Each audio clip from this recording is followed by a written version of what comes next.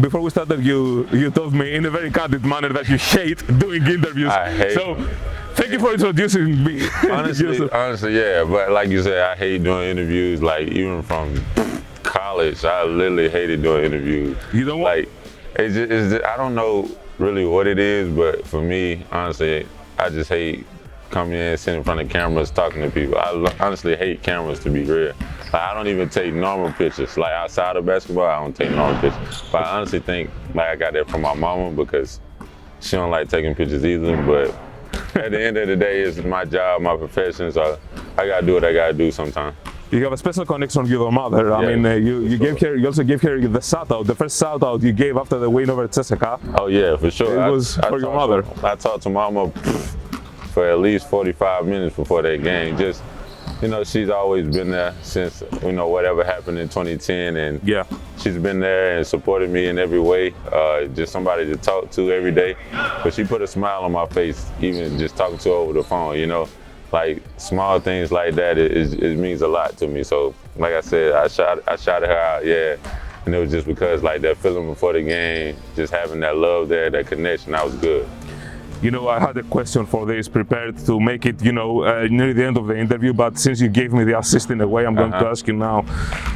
You lost your father in a tragic manner. He basically had what caused his death, his passing was a heart attack that he had while he was watching you play in high school. It was actually, he had a heart attack as soon as the buzzer went off of the game of my last baby basketball season game. Yeah. Before I was moved up to varsity, he was sitting up top in the bleachers, and I had went to the back where we was going to change and stuff like that, you know, just change and get back out, and seeing a lot of commotion going on upstairs, and somebody came, I don't know who it was, somebody came in the locker room, told me I better go check on my pops upstairs, and I walked downstairs and I just see a lot of people surrounding them and things like that, so I was, you know, like wondering, so I was trying to get upstairs and they wouldn't let me upstairs, wouldn't let me see them or nothing, so after that I knew something bad had happened for sure. How did this whole, of course, very ugly experience to happen to anyone, more so a young person like yourself, you were a teenager, how did this affect the way you approach the game? Did it affect it in any way? To be honest, basketball before that even happened wasn't even a thing I even looked forward to in life, to be honest. But after that happened in 2010, like my whole perspective for basketball changed, because before it was baseball for me, baseball, but started hitting growth spurts. Like I said, that situation happened in 2010, and after that, the love for the game just changed for me. I was in the gym probably at least 6-7 hours of the day, just because like how the situation happened and the love of the game, the love of sports period behind it. It was just the fact of, you know, having that happen during that moment during basketball, you know, it's just something that stuck with me.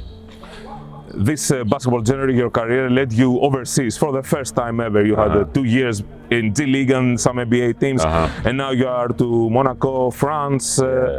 Overseas for the first time of your life. Yes. In Europe and in EuroLeague, widely considered the best championship in the world outside the NBA. Yeah. Now, many, even veteran NBA players, when they come to Europe, they struggle a lot. It's different. The type brand of basketball is different. The rules are different. Sure. The defenses are tougher. You know exactly what I'm thinking about. Yeah. You, on the other hand, have adjusted so well. You are one of the most impressive rookies in EuroLeague. Your numbers speak for themselves, actually. So, how do you think you managed to do that?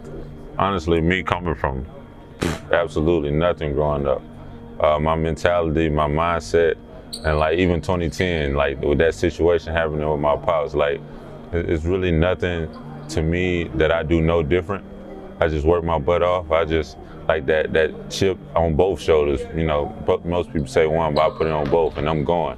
You know, like like I said, with that situation, my mind, my attitude coming into any basketball game or anything like that, I'm gonna give it my all for sure.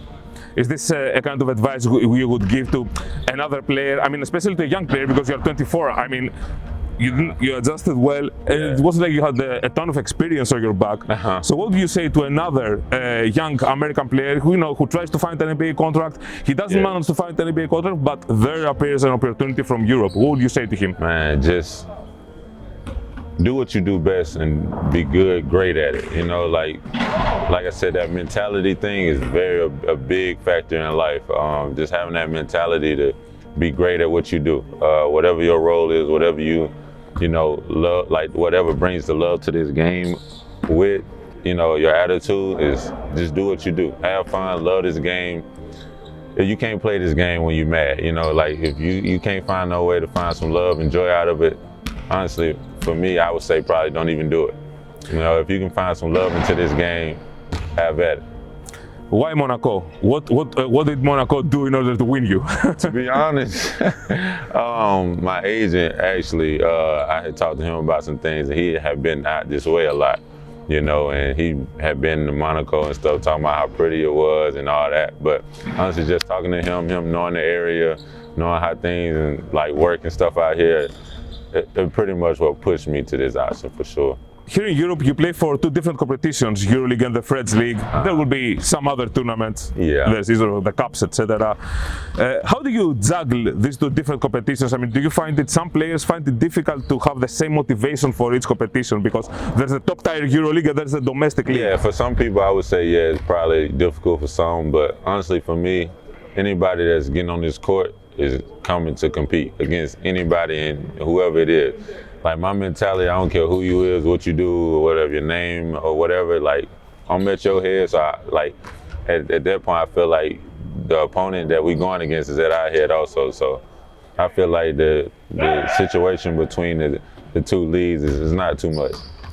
Do you feel that your run with Monaco can earn you a return to the NBA, perhaps with a higher stock than the one you left USA? Yeah, I think so. Like just keep doing what I do. Having fun, you know, bringing the energy, being that guy.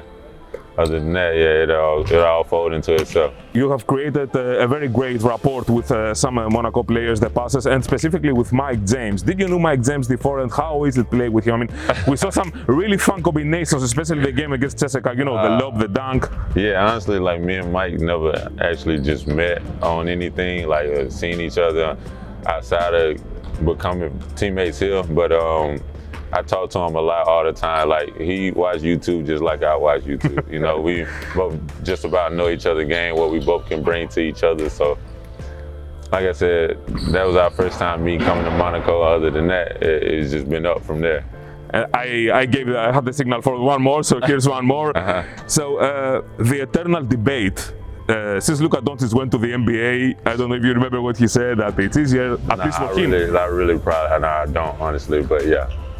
I don't remember exactly. He said that it's easier to score in the NBA than it is in Europe for reasons that had with the bigger size, the spacing for sure. Yeah, the defensive 3 second violations that. Sure. For example, I can see obviously you find more spaces to the basket. Yeah. What's your take on this? Because also Dame Lillard, who is not another different kind of player than Doncic, you know, a guy who played in the NBA for many years, also agreed over the summer after the Olympic Games experience. Yeah, like I said, like what's your take on this? Even with that, like just the spacing of the NBA is incredible. Like just being on the court, seeing the spacing of what and what. Like you got organizations over here, yes, that have great spacing and stuff like that, but in the NBA, like they really preach the spacing of things, and like the paint being wider, you got 3 seconds in and out the paint on defense. So that's definitely, I feel like I would probably say yeah, because I get a lot of easy dunks in the NBA, which don't get me wrong, I do a lot here too, but you do in the NBA, yeah, for sure.